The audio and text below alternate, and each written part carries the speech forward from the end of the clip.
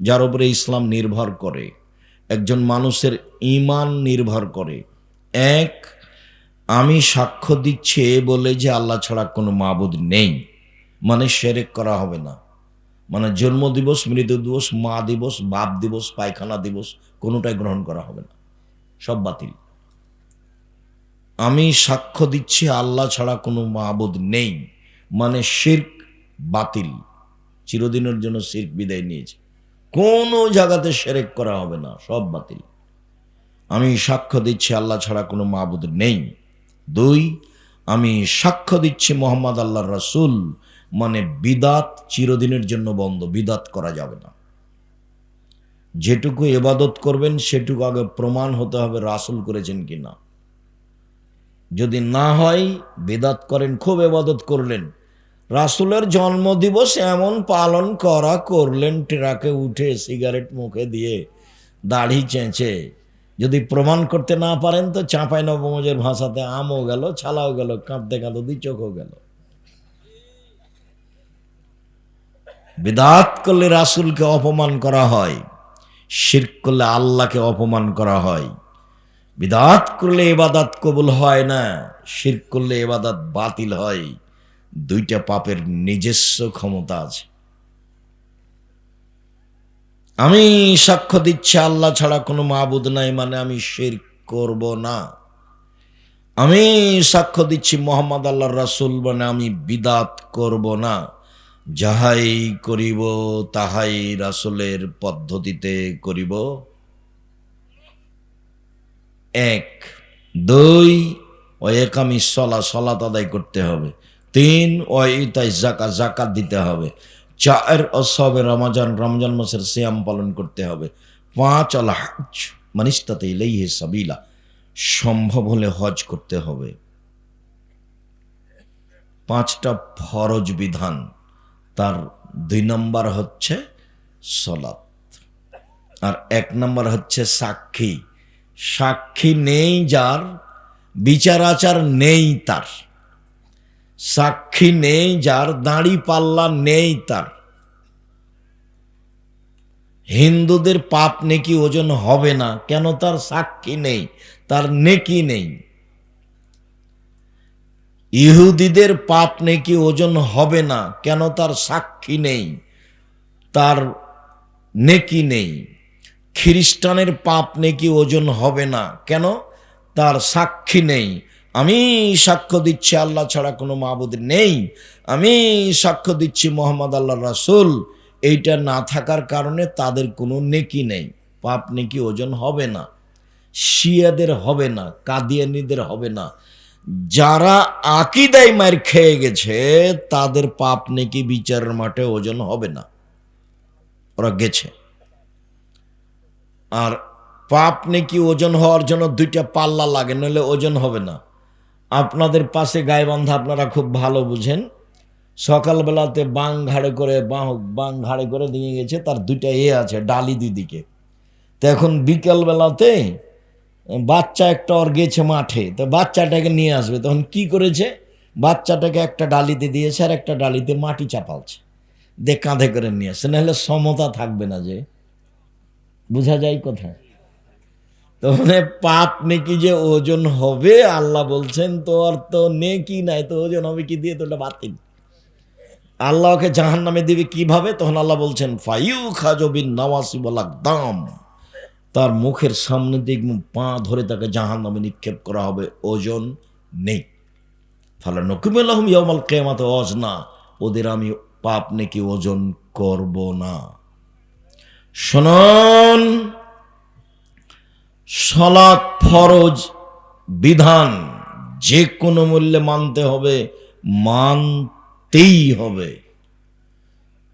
কেউ যদি জেনে শুনে সালাত আদায় না করে, এতক্ষণ বলছিলাম সালাত আদায় করতেই হবে, কেউ যদি জেনে শুনে সালাত আদায় না করে, তার ব্যাপারে রাসূল সাল্লাল্লাহু আলাইহি ওয়াসাল্লাম বলেন বেনাল আবদি ওয়া বেনাল কুরবে তারকুস সালাহ, মুসলমান এবং কাফের মধ্যে পার্থক্য হচ্ছে সালাত ছেড়ে দেওয়া। যে সালাত আদায় করে সে মুসলমান, যে করে না সে কাফের। রাসূল সাল্লাল্লাহু আলাইহি ওয়াসাল্লাম বলেন, মান তারাকা সলাতা মুতাআম্মিদান ফাকাদ কাফারা। কেউ যদি ইচ্ছাকৃত সালাত ছেড়ে দেয় তাহলে কাফের হয়ে গেল।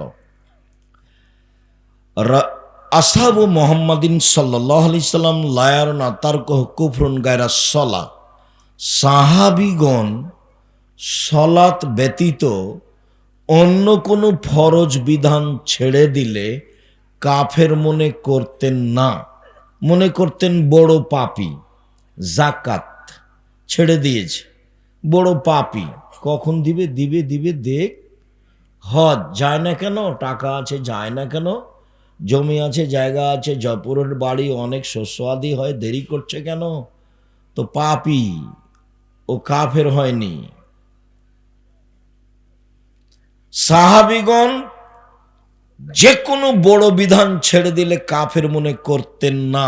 তবে সলাৎ ছেড়ে দিলে সাহাবীগণ তাকে কাফের মনে করতেন।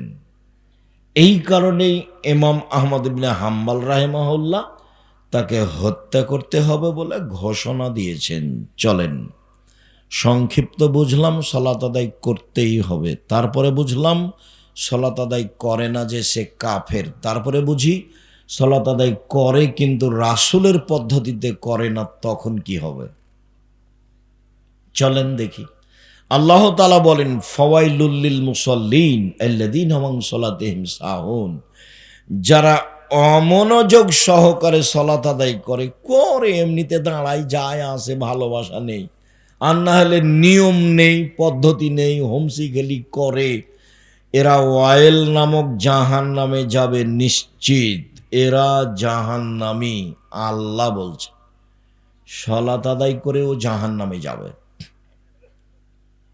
আল্লাহ তাকুনু লাহু ইয়ামাল কিয়ামা নূরান ওয়া বুরহানান নাজাতান ইয়ামাল কিয়ামা। কে যদি ঠিকঠাক সালাত আদায় করে, নিয়ম মাফিক করে, সময় মতো করে, তাহলে এই সালাত তার জন্য বিচারের মাঠে আলো হবে, দলিল হবে, বাঁচার মাধ্যম হবে। আল্লাহ ইহাফিজ আলাইহা। আর যে ব্যক্তি ঠিকঠাক সালাত আদায় করবে না, নিয়ম মতো করবে না, রুকু সিজদা ঠিক মতো করবে না, ইন্নাহু ইয়াউমাল কিয়ামা ফিরআউন হামান ও উবাই ইবনে খালফ। ও বিচারের মাঠে ফেরাউনের সাথে থাকবে। নাউজুবিল্লাহি মিন জালিক। পৃথিবীতে সবচেয়ে বড় বদ মানুষ ফেরাউন। এত বড় বদ মানুষ পৃথিবীর ইতিহাসে কেউ জন্ম নেয়নি। অনেকে আল্লাহ দাবি করেছে, কিন্তু এরটা ভিন্ন ধরনের। এর দাবিগুলো আল্লাহ কোরআন মাজিদে উল্লেখ করেছে। এ একবার বলছে, মুসা লাইনিত্তাখাস্তা ইলাহান গায়রি লা জালান্নাকা মিনাল মাসজুনিন।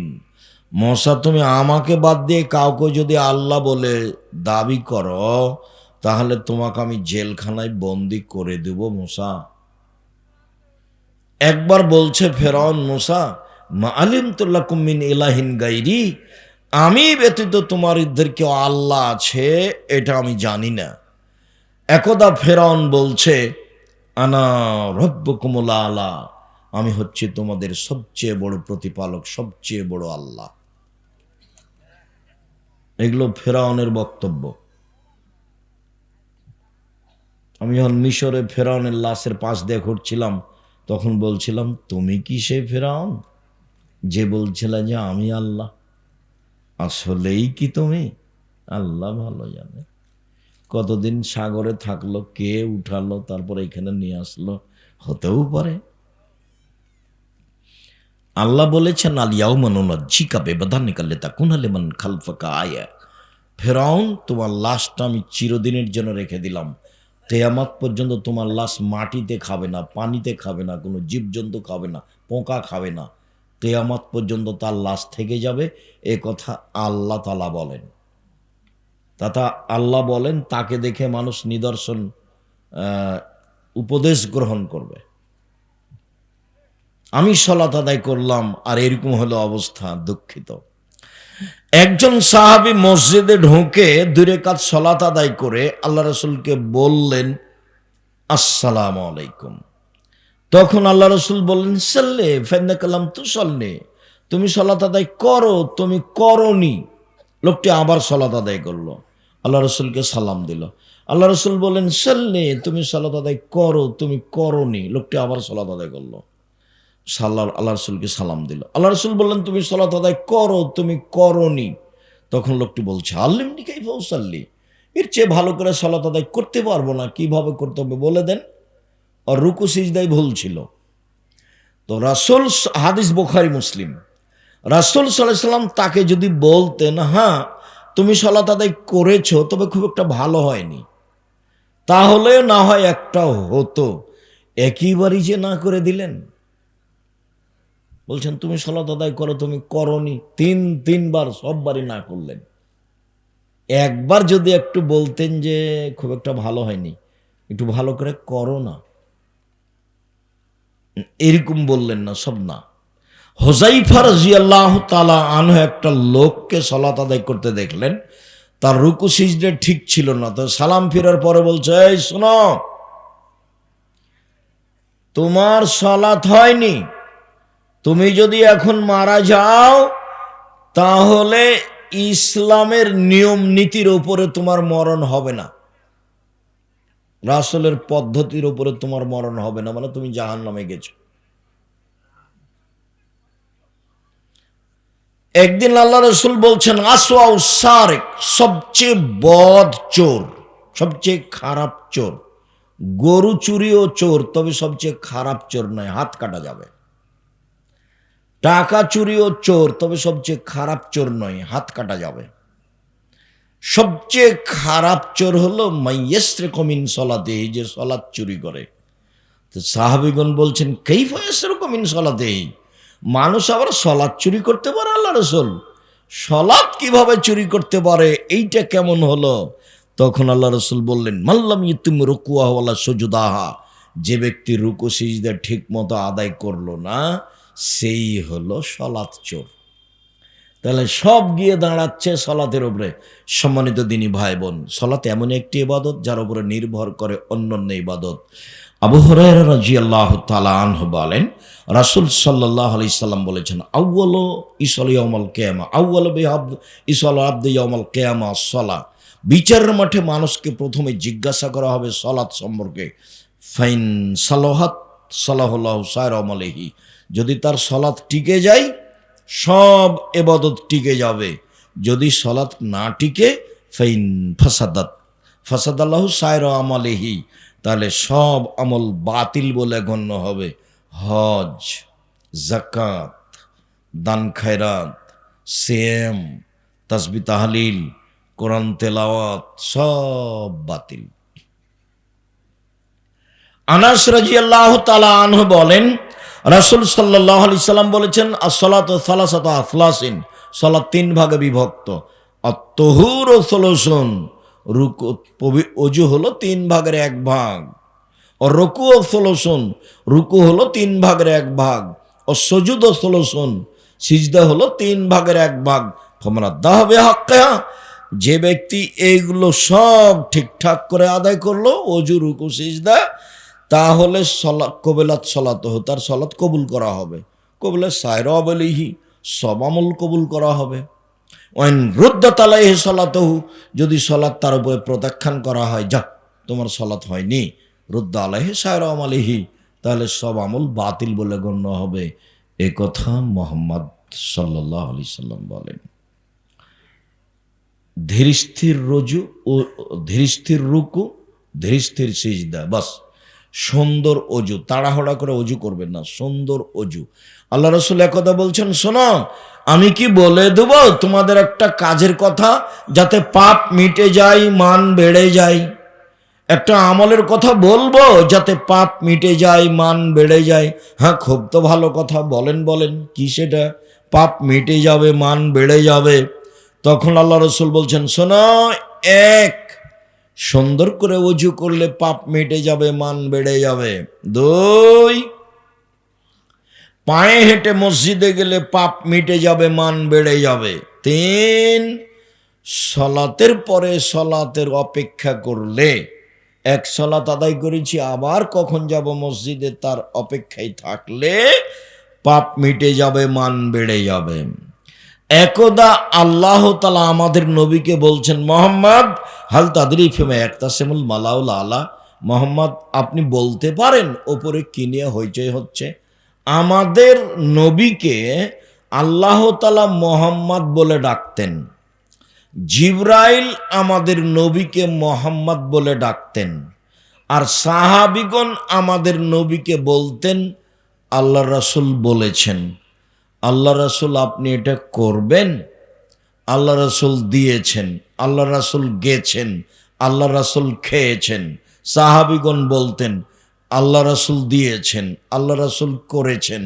আর মোহাম্মদ বলতে আল্লাহ বলতেন মোহাম্মদ, জিবরাইল বলতেন মোহাম্মদ। আর ভারত বাংলাদেশ পাকিস্তানের ওলামায়ে কেরাম ফজলায়ে জামেরা বলছে হুজুরে পাক সাল্লাল্লাহু আলাইহি সাল্লাম, হুজুরে পাক। নামটাই বিদাতি। সবার মহাস্থানের পাশে বাড়ি, সবাই বা এরকম, বা আরো যত মহাস্থান আছে বাংলাদেশে, কত আছে তার কোনো হিসাব নাই। আল্লাহ তুমি মাফ করো, কবরের সাথে সম্পৃক্ত মানুষ। বলছিলাম সম্মানিত দিনী ভাই বোন, সালাত ব্যতিক্রম ইবাদত। মোহাম্মদ বলতে পারেন উপরে কিনে হইচই হচ্ছে? হ্যাঁ বলতে পারি। কি বলো তো? সুন্দর করে ওযু করলে পাপ মিটে যাবে, মান বেড়ে যাবে, এইটা বলা বলি হচ্ছে। পায়ে হেঁটে মসজিদে গেলে পাপ মিটে যাবে, মান বেড়ে যাবে, এইটা বলা বলি হচ্ছে। সালাতের পরে মসজিদে বসে বসে তাসবিহ তাহলিল জিকির আজকার করলে পাপ মিটে যাবে, মান বেড়ে যাবে, এইটা বলা বলি হচ্ছে। তারপরে আল্লাহ রাসূল বলছেন এখন ফাইন ফালা আশা বে খাইরিন ও মাতা বে খাইরিন, এই লোক যদি মরে যায় মরে যাওয়া ভালো, এই লোক যদি বেঁচে থাকে বেঁচে থাকা ভালো, এই লোক যদি মরে যায় মরে যাওয়া ভালো, এই লোক যদি বেঁচে থাকে বেঁচে থাকা ভালো। ওয়াকানা মিন খাতিয়াতিহি কায়ামিন ওয়ালাদাতু উম্মুহু, তারপরে লোকটা ওই দিনের মতো হয়ে যায় যেদিন তার মা তাকে জন্ম দিয়েছেন, নিষ্পাপ হয়ে যায়। কি আমল? এক, সুন্দর করে ওযু, দুই, পায়ে হেঁটে মসজিদ, তিন, সালাতের পরে জিকির। সালাম দিয়ে লাফ দিয়ে উঠলেন কেন? জুমার দিনে সবার পরে গেছে, দিয়ে সবার আগে আসার জন্য হুড়াহুড়ি করছে। শরম হয় না? সালাত ফাজলামি করো সালাতের সাথে। ওমর রাদিয়াল্লাহু তাআলা বেঁচে থাকলে তোমাকে করে ঘর ধরে বসিয়ে দিত, আর শতকরা 95 জন 98 জন বক্তার আজীবন জেল হতো, কেউ বাইরে থাকতো না। বক্তৃতা একটা পেশার মধ্যে চলে এসেছে। শেষে চলে আসলাম। রাসূল সাল্লাল্লাহু আলাইহি ওয়াসাল্লাম বললেন সাল্লু কামা রাআইতুমুনি উসাল্লি। সময় কত?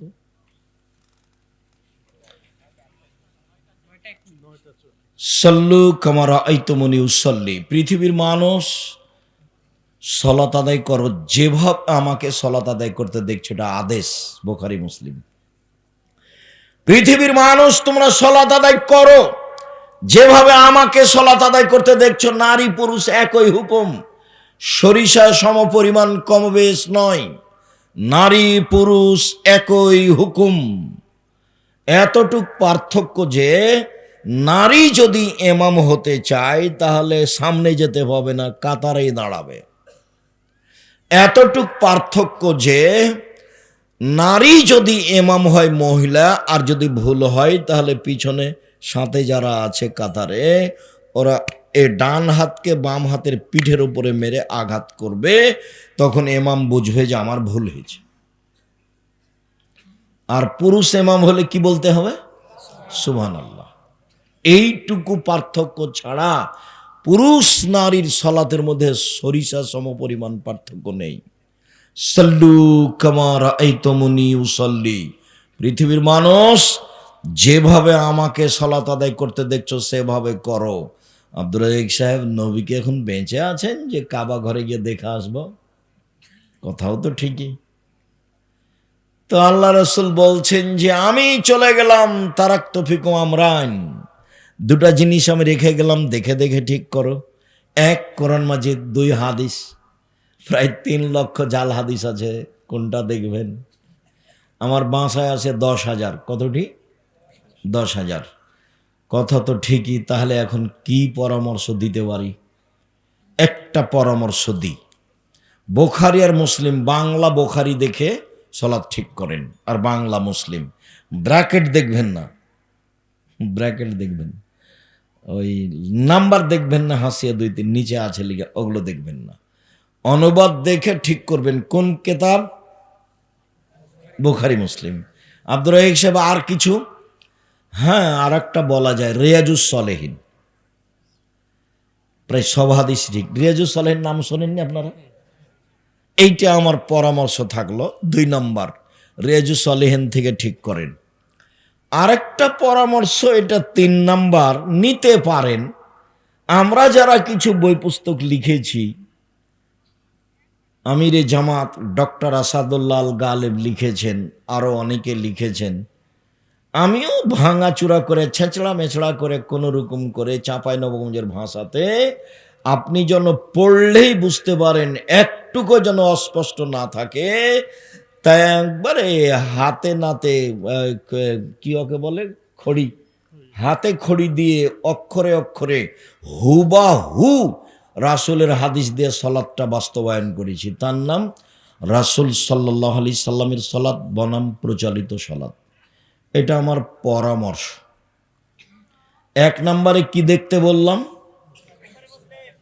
বুখারী মুসলিম। 2 নম্বরে রিয়াজুস সলেহিন। আর 3 নম্বরে পরামর্শ থাকলো, আমাদেরটা দেখতে পারেন, খুব সহজ সরল করে চাঁপাইনবাবগঞ্জের ভাষাতে লেখা আছে,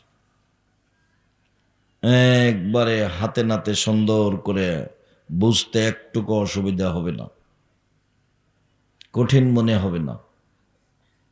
যেভাবে বক্তব্য শুনছেন কাছাকাছি এইরকমই। 1 বছর একদিন একটা লোককে দেখতে দিয়েছিলাম, তো বলছে আমি সময় পাইনি আপনার বই দেখার। তখন আমি বলছি, হ্যাঁ, চাঁপাইনবাবগঞ্জের ভাষাতে লিখবো, যা হোক, মানুষ বুঝলেই হলো। মানুষ, আমি যেটা বলতে চাচ্ছি সেটা মানুষ বুঝলেই হলো। দেখেন, ভালো হবে। অন্য পদ্ধতিতে সালাত আদায় করে সালাত হবে না, দুনিয়া একদিকে গেলেও হবে না। সবাই যদি কাবা ঘরে গিয়ে 3 ফুট পর পর দাঁড়াই, তো রাসূলের পদ্ধতি নয়।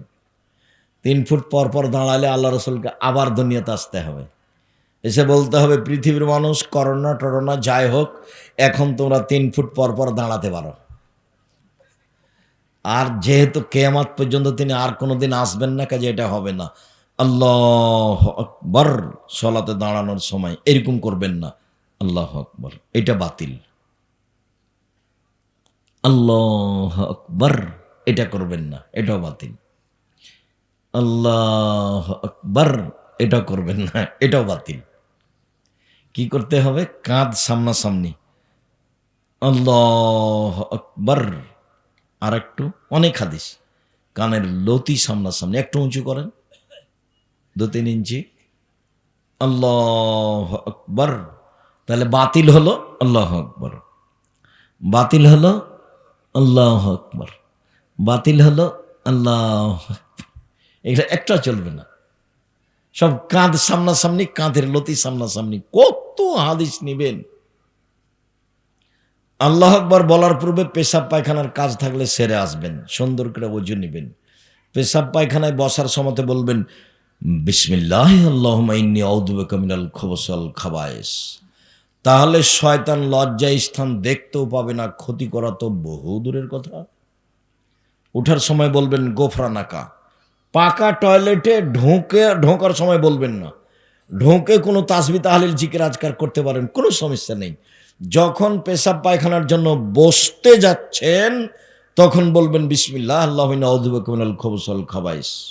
উঠে গেছেন পানি খরচ করে, এখন তাসবিহ করেন, বিসমিল্লাহ বলে ওযু করেন, কোনো সমস্যা নেই। টয়লেটে ঢুকলে এগুলো করা যাবে না, এগুলো কথা নয়। কখন করা যাবে না? যখন দোয়া পড়ে বসেছেন তখন থেকে দোয়া পড়ে উঠা পর্যন্ত করা যাবে না তাসবিহ তাহলিল জিকির আজকার। বোঝা যায় না কথা, মনে হয়? জি। ভালো পরিষ্কার টয়লেট হলে ভিতরে বসে আপনি তাসবিহ বিসমিল্লাহ কোনো জিকির করলে কোনো সমস্যা নেই। পেশাব পায়খানা চলাকালীন চলবে না। পানি দিয়ে পবিত্রতা অর্জন করবেন, ঢেল টিস্যু পেপার নয়। পানি নয় তখন ঢেল টিস্যু পেপার, সেটা ভিন্ন কথা। ঢেল টিস্যু পেপার নিয়ে 40 কদম হাঁটবেন না, এটা নোংরামি। আর পায়ের উপরে পা উঠাবেন না, এটা বেহায়াই।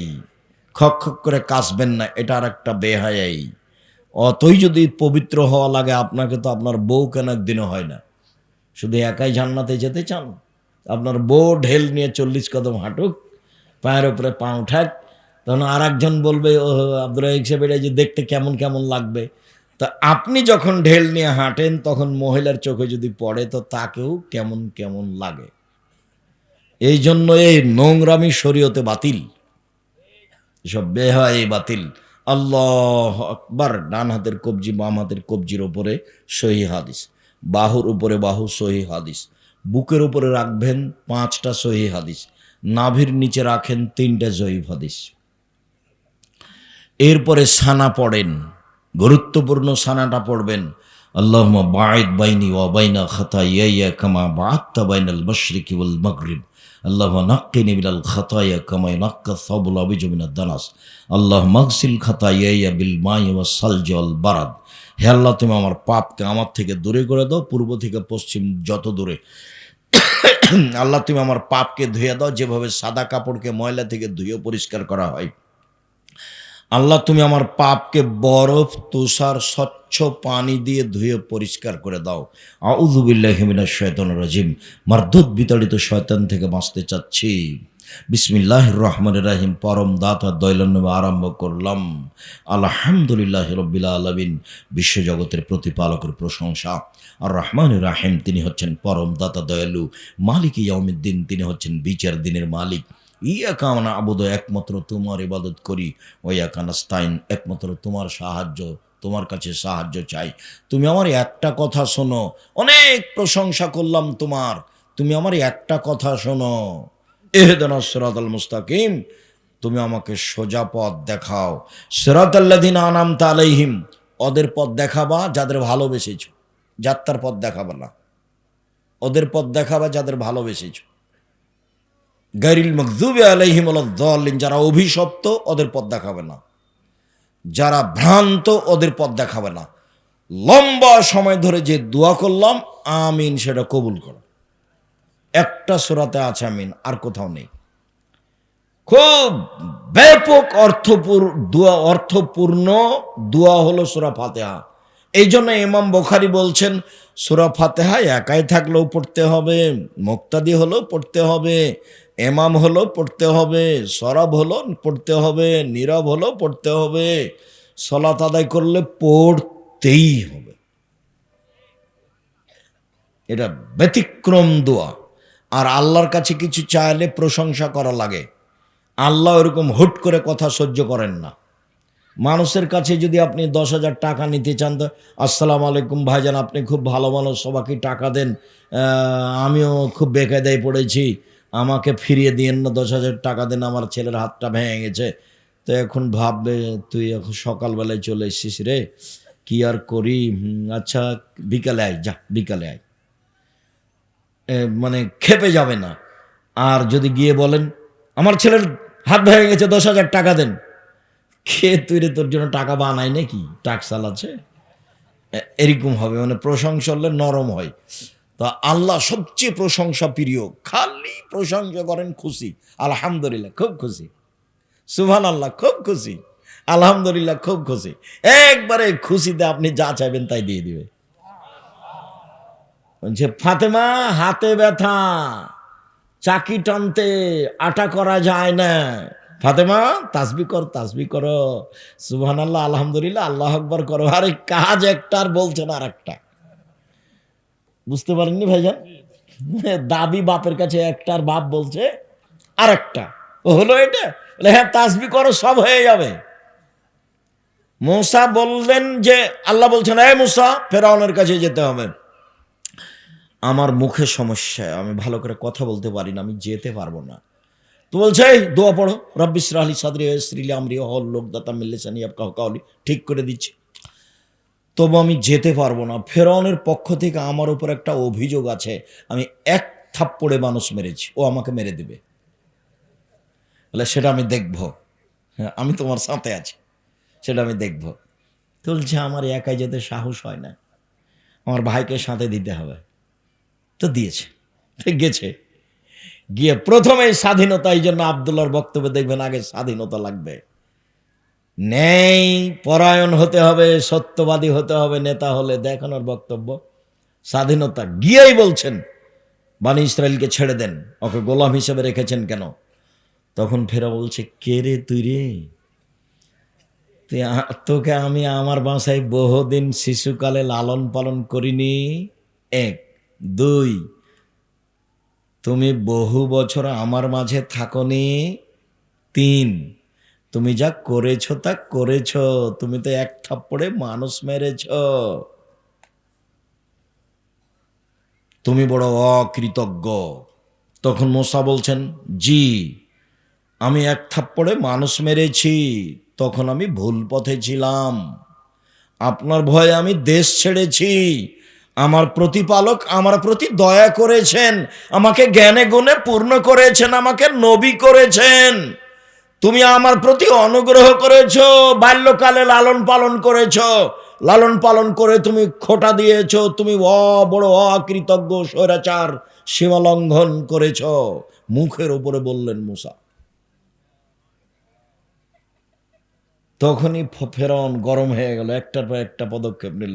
মুখের উপরে বললেন স্বাধীনতা লাগবে, নেতা হবেন মিথ্যা কথা বলে, ওটা হবে? আর একজনের অধীনে থেকে নেতা হওয়া যায়? মুসা আলাইহিস সালামকে আল্লাহ মুসা বানাবেন, সেই জন্য ওই মিশরের সবচেয়ে বড় মানুষের, ধনী মানুষের বাড়িতে রেখেছেন। কার বাড়িতে? ফেরাউনের বাড়িতে। স্বাধীন চেতা মানুষ, লোক ফেরত দেন, বনী ইসরাইলকে ছেড়ে দেন। প্রথম কথাই, তুই কে? মুসা নও তুমি? তুমি আমার বাড়িতে শিশুকালে ছিলে না? তোমাকে আমি লালন পালন করে এলো খোটা। এটা একটু পরে মুসা আলাইহিস সালাম বলবেন, তুমি আমাকে খোটা দিয়েছ, তুমি আমার প্রতি অনুগ্রহ করে খোটা দিয়েছ। বিসমিল্লাহির রহমানির রহিম, পরম দাতা দয়ালুর নামে আরম্ভ করছি। কুল হুয়াল্লাহু আহাদ, হে নবী আপনি বলুন আল্লাহ এক, আল্লাহু সামাদ, তিনি নিরপেক্ষ মুখাপেক্ষীহীন, লাম ইয়ালিদ, তিনি কাউকে জন্ম দেননি, ওয়া লাম ইয়াকুল লাহু কুফুওয়ান আহাদ, তার সমকক্ষ কেউ নেই। আল্লাহু আকবার। ওই পর্যন্ত হাত উঠিয়ে আপনি রুকুতে যাবেন।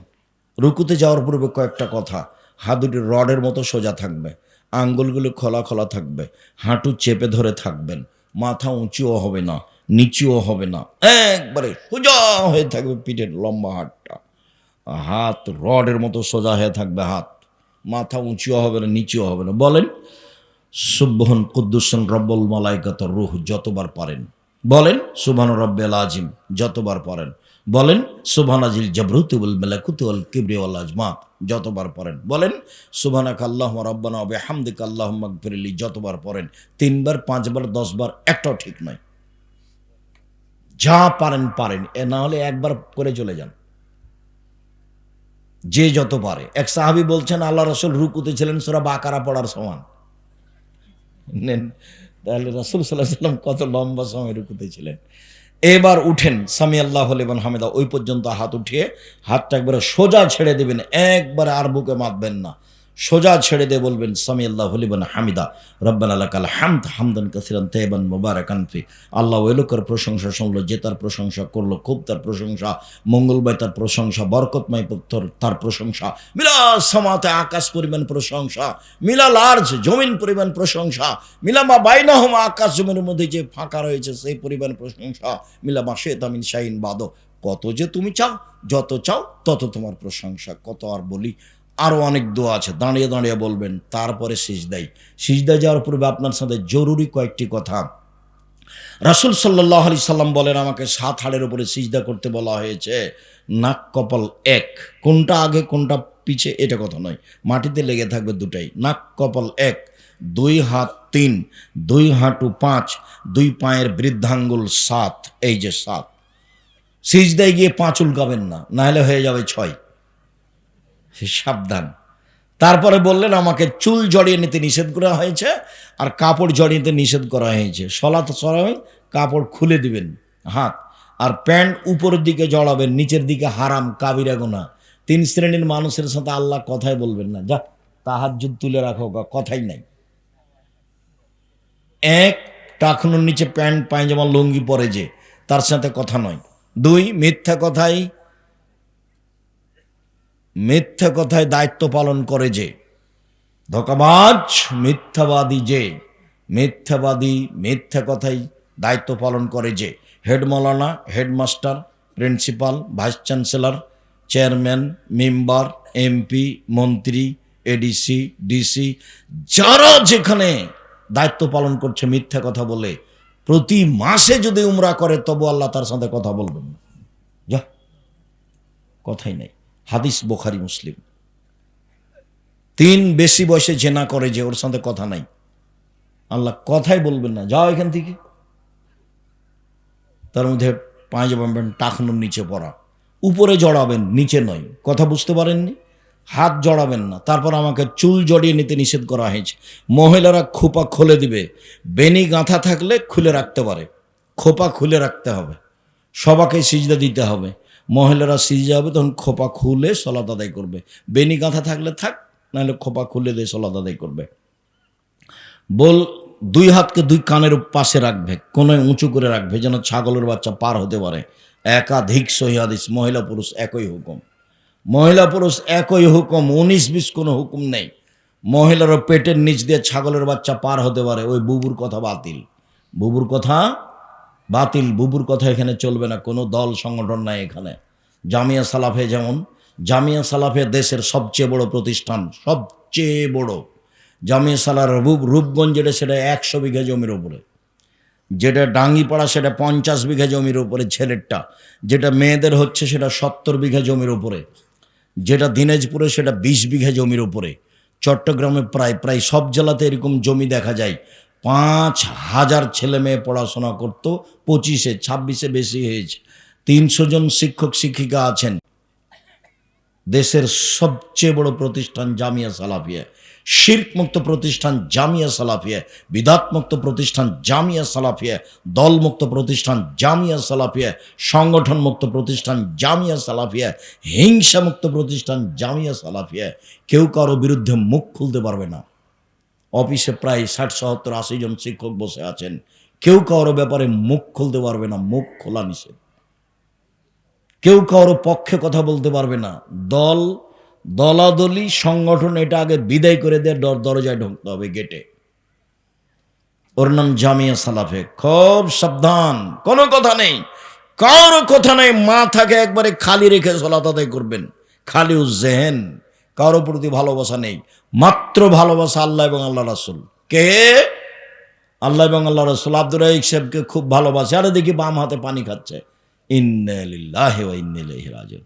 আমিও কি বাম হাতে পানি খাবো? তাহলে তা তো হতে পারে না। আব্দুর রাজ্জাক সাহেব কোরআন হাদিস কথা বললে আছি, যদি না বলে তো নেই। ভালোবাসি, ওনাকে ভালোবাসি, সুযোগ পেলে একটু খাওয়াবো। ওনাকে অনুসরণ করি না, অনুসরণের মাত্র মানুষ একজন, কে? মুহাম্মদ সাল্লাল্লাহু আলাইহি সাল্লাম। সিজদায় সুবহান রাব্বিল আলা যতবার ইচ্ছে, সুবহান কুদ্দুসুম রব্বুল মালাইকাতুর রূহ যতবার ইচ্ছে, সুবহানাকাল্লাহু রাব্বানা ওয়া বিহামদিকা আল্লাহুম্মা গফিরলি যতবার ইচ্ছে, আল্লাহুম্মা গফিরলি জামবি কুল্লাহু দিক্কাহু জুল্লাহু ওয়াল্লাহু আকরাহু লা নিয়াতুহু সিররা। আরও যত দোয়া হাদিসের মুখস্থ আছে সব বলে নেন। আল্লাহুম্মা ইন্নাকা আফুবুন তুহিব্বুল আফওয়া ফা'ফু আননি। যা পারেন বলেন। সিজদায় উঠে আসেন, কোরআন পড়বেন না, রুকুতে এবং সিজদায় কোরআন মাজিদ পড়বেন না। উঠে আসেন, আল্লাহুম্মা গফিরলি ওয়ারহামনি ওয়াহদিনি ওয়াফিনি ওয়ারজুকনি। আবার সিজদা করেন, এগুলো সব বলেন। আবার উঠে আসেন, এটা আত্তাহিয়াতের বৈঠক। বাম হাত জমা করে হাঁটুর উপরে রাখেন, ডান হাতের 2টা আঙুল জমা করে তৃতীয় আঙুলের নখের উপরে বৃদ্ধাঙ্গুলের পেটটা রাখবেন, অবিরাম নড়াবেন। যতবার নড়াচ্ছেন ততবার শয়তানকে আঘাত করা হচ্ছে। বাম পায়ের পাতার উপরে বসে থাকবেন, ডান পা খাড়া করে রাখবেন। এবার সালামের বৈঠক, বাম পাকে একবারে ডান দিক দিয়ে বের করে দিবেন, তারপর ডান পা খাড়া করে রাখবেন, আঙ্গুলটা কেবলামুখী থাকবে। আত্তাহিয়াত, তারপর দুরুদ, তারপর দোয়ায়ে মাসুরা। দোয়ায়ে মাসুরার পরে আমার একটা পরামর্শ আছে, বলেন তো সেটা কি? রব্বিরহামহুমা কামা রাব্বায়ানি সাগীরা। আরো বলেন যা মন চাই। রাসূল সাল্লাল্লাহু আলাইহি সাল্লাম বললেন, তোমার যত দোয়া পড়ার মনে আছে সব পড়ো সালামের বৈঠকে। তুমি তোমার মতো পড়ো, যা পারো পড়ো। আমার এটা পরামর্শ, আমারটা এটা করতে হবে তা নয়। আজীবন পিতামাতার জমি জায়গা অর্থ সম্পদ ভোগ করলাম, তার স্নেহ নিয়ে যত্ন নিয়ে বড় হলাম, কিছুই করতে পারলাম না, অন্তত এইটুকু বলি যে রব্বির হামহুমা কামা রাব্বায়ানি সাগীরা। আসসালামু আলাইকুম রহমতুল্লাহ, আসসালামু আলাইকুম রহমতুল্লাহ। এরপরে যা হবে জিকির। সম্মানিত দিনী ভাই বোন, মনে কিছু নিয়েন না, আমি একজনকে উপেক্ষা করে কথা বলছি, আমিও কষ্ট পাচ্ছি। তারপরেও প্রোগ্রাম এভাবেই সাজানো হয়েছে যা আমার জানা ছিল না। আর অ্যাক্সিডেন্ট হয়েছে এটাই ঠিক, অ্যাক্সিডেন্টে আমরা ভালো নিরাপদে ছিলাম, আমাদের কোনো কিছুই সমস্যা হয়নি। গাড়ি বড় ধরনের ক্ষতিগ্রস্ত হয়েছে।